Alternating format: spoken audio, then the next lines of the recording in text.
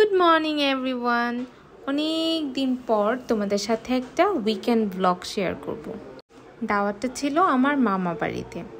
দিনটি যেহেতু শুক্রবার ছিল, খুব আয়েশ করে ঘুম থেকে উঠেছি। তারপর স্কিনটাকে একটু খাবার দিয়ে নিলাম।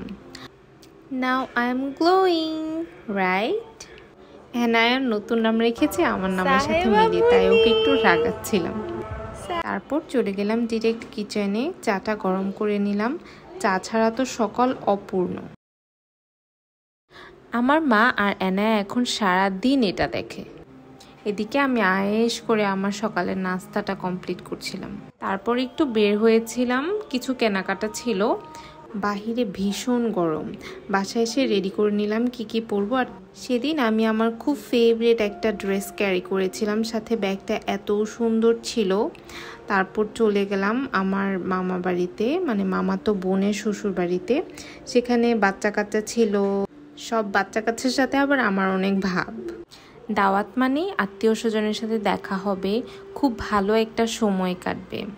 এদিকে খাওয়া দাওয়া শুরু হয়ে গিয়েছিল। সেদিনের মেনিউটা এত নাইস ছিল, এখন আমার ভয়েস ওভার দিতে খুবই কষ্ট হয়ে যাচ্ছে। খাবারগুলো দেখে লিটারেলি আমার আবার খেতে ইচ্ছে করছে। আমি প্রত্যেকটা আইটেম এত তৃপ্তি সহকারে খেয়েছি। আমরা সবাই লাঞ্চ করতে বসেছি, তারপর আমরা সুন্দর সুন্দর কিছু পিকচার ক্লিক করে নিয়েছি।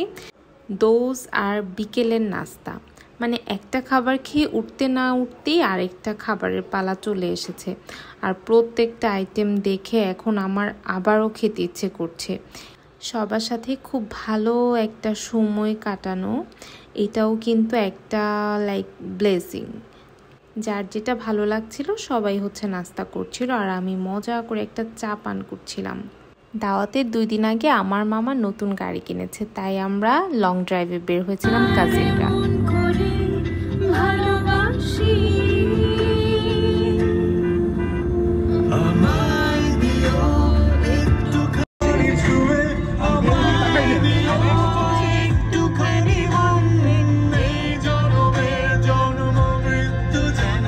আমরা লং ড্রাইভটা এত এনজয় করছিলাম, মানে এক সপ্তাহের ক্লান্তি দূর হয়ে যাচ্ছে।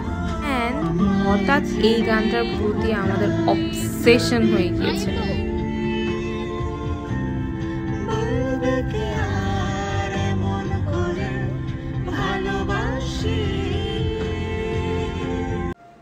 তারপর আমি আর এনায়া একটু ঘোরাঘুরি করছিলাম। পুরো রাস্তাটা এত সুন্দর লাইটিং ছিল, মানে লাইটিংটা দেখে বাসায় আর যেতে ইচ্ছে করছিল না। মন চাচ্ছিল একটু হাঁটি ঘুরি, তারপরে আস্তে ধীরে বাসায় যাব।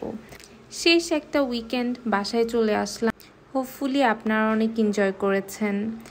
C you in my next video. আল্লাহ হাফেজ।